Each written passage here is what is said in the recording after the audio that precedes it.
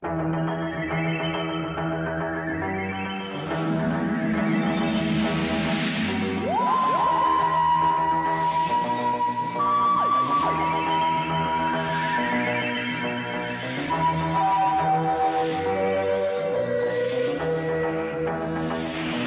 is He Who Moans, Doctor Who reviews. I only complain because I like Doctor Who, and I care. And I overanalyse too much because, whatever, it's just my opinion. So, Listen has been incredibly divisive. Some are calling it the greatest thing ever and a complete return to form for Moffat, while others are calling it a pretentious load of drivel. I personally say, well, it's at least interesting enough to provoke a reaction, I guess, unlike most of Season 7. It's certainly daring, different, a lot deeper than I expected, and it seems to have been the kick up the arse that the series needed to get people at least interested again, for better or worse. However, there's a problem. I've been fucking dreading putting my review of it out because of how mind-bogglingly tedious the reaction's been to it.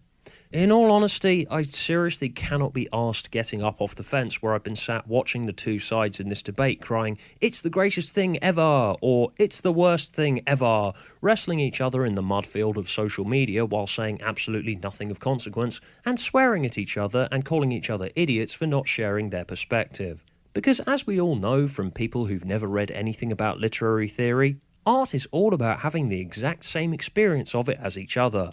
Otherwise, you're just an idiot and you have a personality disorder. I weep for human culture. I weep, damn it. Yes, because that's not a boring society of conformist automatons who all share the same opinion on everything. Like, from some of the stuff I've seen, people seem to think that it's rude just to disagree with someone's opinion or the general consensus, whatever the hell a general consensus is supposed to be. Especially since I'm a cynical shithead who likes to break things apart and analyse things, it seems like you can barely talk about Listen in most circles unless you're going to go, "It's brilliant, every second, a flawless example of flawlessness, 10 out of 10. I'll go watch a Michael Bay movie, Stuart. Be more objective." And by objective, I mean agree with me. Wow, is objectivity the most commonly misused word in the English language these days? I've seen it misused so much around Listen. I've personally been just sighing and wondering if maybe I should just quit talking about Doctor Who online and take up hobbies I'd find more intellectually stimulating instead. Like playing with yo-yos or eating sponge cakes or something. Would anyone mind if I turned this video series into a series of reviews about, I don't know, moss or something? I honestly feel like that'd be just as interesting as trying to argue about Listen. Wow, that moss is very pretty. I give it 8 out of 10. I feel like I've written myself into a hole here just by starting Doctor Who review series in the first place. I have to join this stupid debate now, don't I? Well, I've tried writing this review like 8 times now and realised I don't really want to. And fuck it, this is my hobby, I set my own rules. So in preparation for this review, I asked myself, what are you best at, Stuart? Being obtuse and a juvenile knob, of course. Perfect.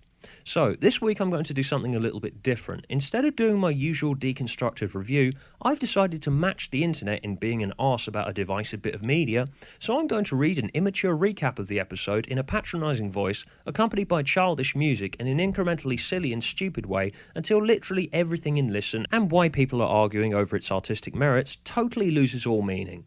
So, it's time for Let's Ruin Every Talking Point Listen presents with childish observations. We start the episode with the Doctor doing a monologue about scary things and evolution and how he likes to make amateur David Attenborough documentaries in his spare time. And then there is a blowfish. I think the blowfish should get its own spin-off series. It'll run for 8 series, I guarantee it. In fact, I created a Facebook fan page for it. Question. Why is there no such thing as perfect hiding? Yo Doctor, ever heard of chameleons? Would have suited your David Attenborough documentary here. Then again, I guess if the Doctor remembered what chameleons were, this monologue would basically just be, chameleons. They're shit at hide and go seek, aren't they? Look, anyone could see that, that's pathetic. And then the Doctor starts shouting at no one because he is a crazy person. Anyway, then Clara goes on a date with Danny Pink, who is wearing a pink shirt. Oh my god, coincidence. Let's write fan essay theories about what it means for no fucking reason. And then they talk about things. This was the most rubbish bit of the episode.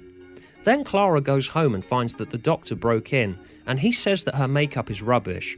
And then he goes on a rant monologue thing about people having a nightmare about something under the bed grabbing their ankles, because your ankles are very important, and if a scary monster tries to steal your ankles, that means your feet will get lonely. So it's very scary if someone wants to steal them. Oh, they're all sad. Then he makes Clara shove her fingers into what looks like the TARDIS's sexual organs.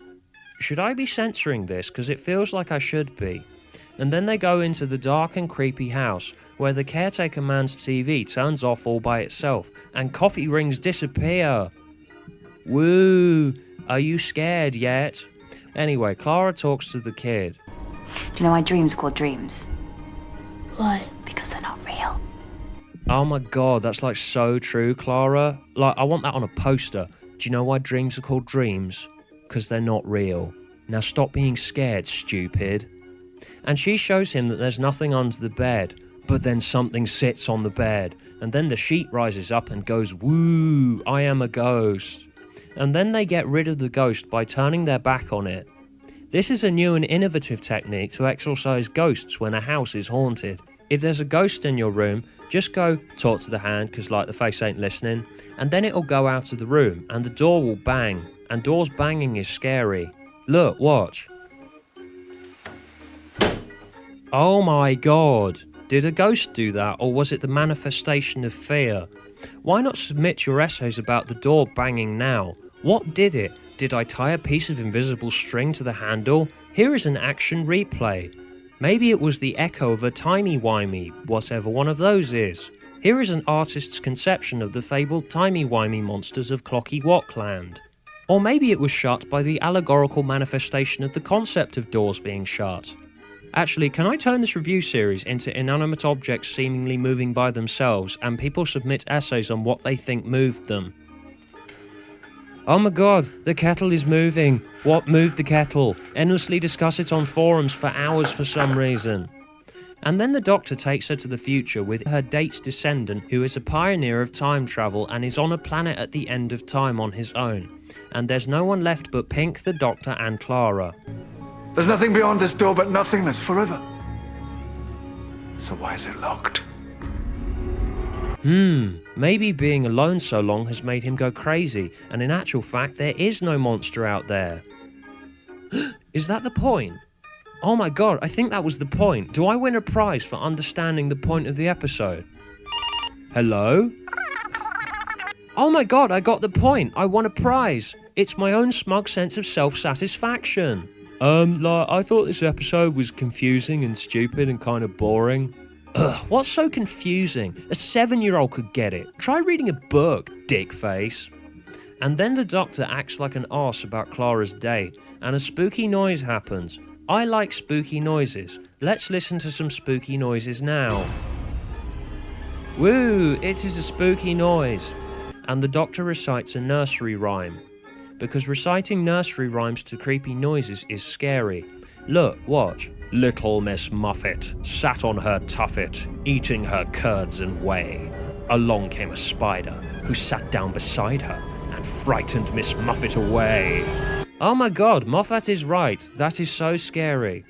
Anyway, then Clara has more finger sex with the TARDIS and takes them all somewhere else that turns out to be the barn on Gallifrey from Day of the Doctor, which was apparently where the Doctor grew up and had nightmares when he was a kid, and Clara turns out to be the one that grabbed the Doctor's leg, and it caused him to have his nightmare. And it is awesome because it is now a thing that is in the canon of lots of other things. See, the timeline of events now has another thing in front of it. Look, let me explain if this is too complicated. So I have this thing, and then I put another thing before it. That means it is the first thing in a sequence of other things, and you should go, wow, to that. Do you get it yet? Fear is a superpower. Yeah, but like, it's not though, Clara, is it? Like, I mean, if you think about it. Help me, fear man, my cat's stuck in a tree. Don't worry, Mrs. Havers, I'll save your cat. By running away and hiding under a rock. You do see how that'd never work as a Saturday morning cartoon series, right, Clara? And then Clara says that there was no monster, and the Doctor is just scared of the dark, and that was what was under the sheet, a manifestation of fear. That's like allegorical or something. And then Clara does a long monologue about things, and then the episode ended. And then lots of people argued on the internet about it for hours and called each other stupid faces because they don't understand Moffat's geniusness. This is like the seventh seal of Doctor Who episodes. Film scholars should write 50,000 word long doctorate essays about how artistic and thought-provoking it is that sometimes being afraid is irrational and there is no monster. See, it has a theme and a reason for that theme to be a message. Moffat is like an artist making a statement about a statement of a concept. Moffat is like the Tarkovsky of Doctor Who. It's like Moffat's brain is so big that it fits in this canyon, and then his brain will evolve upwards like a Pokemon to the size of the moon. It's like, let me explain. You know that dream where there's a monster under the bed? Well, the thing is, there is no monster under the bed. So stop being stupid. There's no fucking hand under the bed, you idiot. You know how there's usually a monster in this show? Well, this time, what if there isn't? It's like what Doctor Who usually is, but without one of the things that's usually in it. It's like skimmed milk. Duh. Watch more closely. Pick up a magnifying glass and put it to the screen. Then you will see the word Muppet appear.